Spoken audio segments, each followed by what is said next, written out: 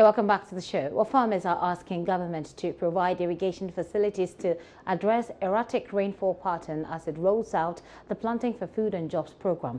There are concerns that wanton dissipation of the country's forest and other practices that cause deforestation are threats to sustainable cultivation of food and other crops. Though the farmers embrace government's new initiative, they believe that irrigation must receive serious attention. The farmers spoke at the presidential launch of the Planting for Food and Jobs at Goso in the Bono Ahafo region. Prince Apia reports.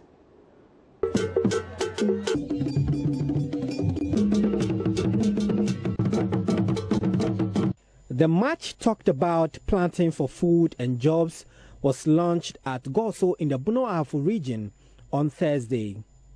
The program was attended by high-profile government individuals and stakeholders in the agriculture sector.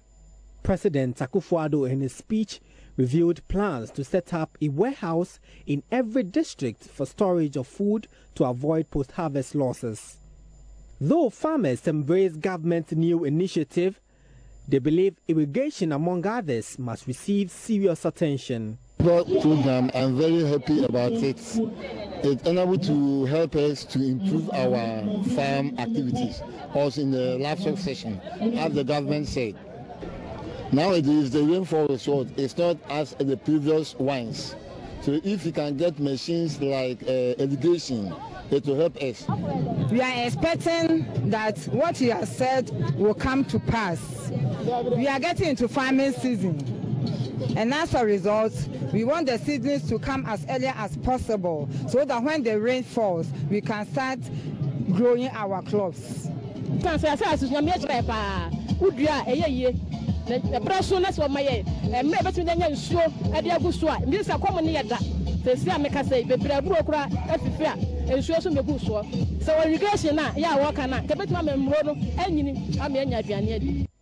The president also touched on plans to address unemployment by engaging graduates from agriculture institutions as extension officers. There are less than 2,600 extension officers across the country, with some 80% of the total number going on pension in the next 2 to 3 years.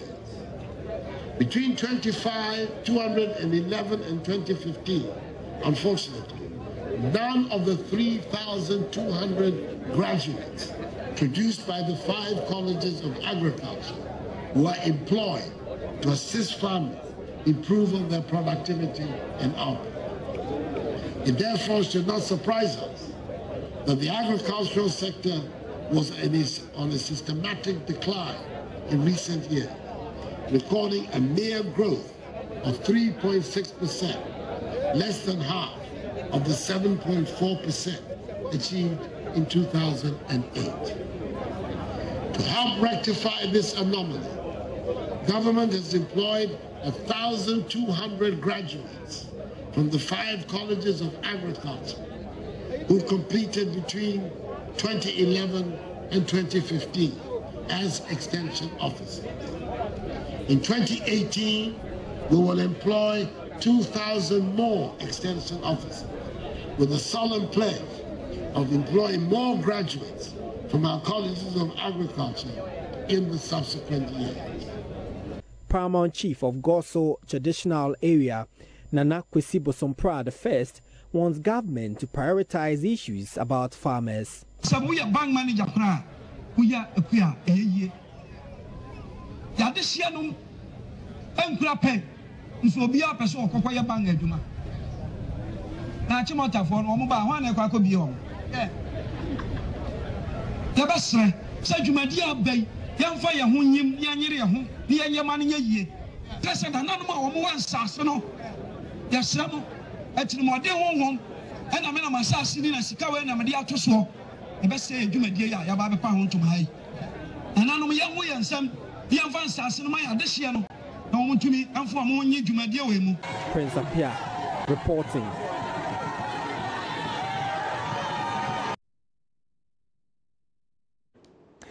You're still watching The Pulse with me, Gistian Dopia. I'm going to take a very quick break. We still have Alavanyo, the Inkonya issues coming up shortly.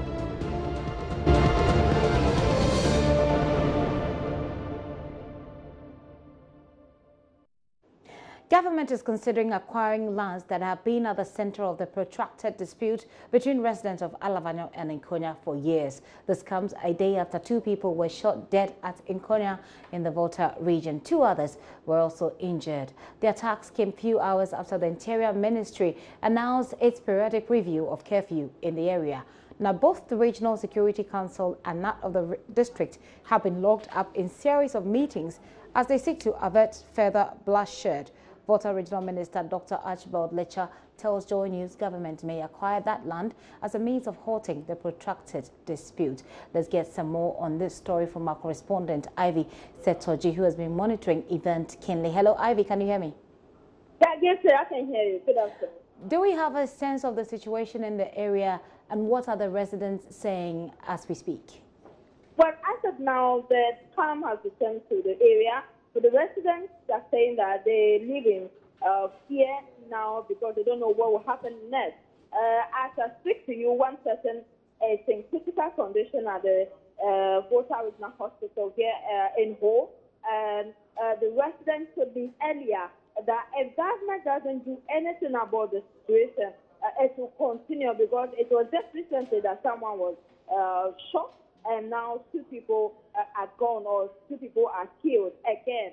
And so they should call the Alavanyo. The Nkonya people are calling on government to call the Alavanyo people to order. And the same thing, the Alavanyo people are also calling on the authorities to call the Nkonya people to order. I spoke to the assemblyman as well, who said it appears the police, he is saying that it appears the police are not on top of the issue because when it happens, anytime they find some people in the bush who claim they are from Alavanyo, or some people send them and they send them to the police station, nothing comes out of it again. So they are asking the police to beef up, to do more, to investigate into these cases so that lives can be protected. Right, Ivy, we knew earlier in the day that there were a series of meetings by the Security Council. Do we have an idea what the fallout from those meetings have been? Well, the police, the crime commander, the crime officer, and the commander had a meeting today. But as of now, they are yet to brief the media on the outcome of the meeting. So the media is still waiting for the commander to brief them on the outcome of the meeting. What about the thought and the idea that government may acquire the land which is at the center of this protracted conflict?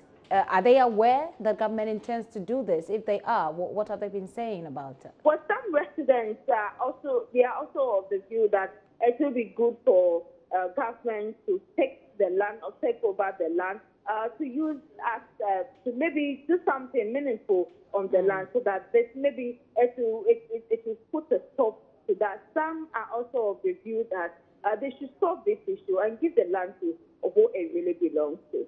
Okay, thank you so much, Ivy.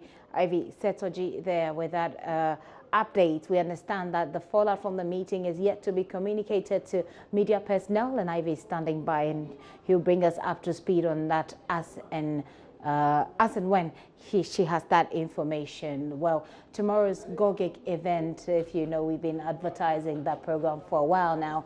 It's been called off. I'll be joined by Evans Mensah here in the studio to explain why. We understand that the minister who is supposed to be answering questions, of course, is supposed to have that outlook like the town hall meeting that we have. The meeting has been called off because the minister, we understand, has had an emergency. But Evans is the right person to give us more information on that, and he joins me in the studio right now. Well, Evans, tell us, it sounds like a very bad situation there. What is the emergency? Do we know? It's just a case of, I mean, you plan things, but things happen in the last minute. Right. We could have still gone ahead, okay, but we wouldn't have achieved anything of substance. I mean, it would have been a conversation among civil society groups, but it's important to sort of interact with him also in a sense where we could get a clear, you know, the thing about the reason why this has happened. If you notice, Dr. Bawumia's 100-day town hall meeting. there was an energy part to it. Right. And it turns out that the energy ministry, had participated in crafting that part of the presentation. And so it becomes, sort of a duplication of a sort of what Dr. Bawumia had said, because we're going to focus exclusively on the energy sector with the minister, so we can expand on some of these issues. And so the timing had become a problem. Okay. And because the Vice President has spoken to the issues, and issues where the ministry had inputted already. Okay. Okay. And then you have another program 2 days down the line for them to come and sort of. But is that the reason, or is it but also the mainly that's the main reason. That's the main reason. So we have to postpone. Okay.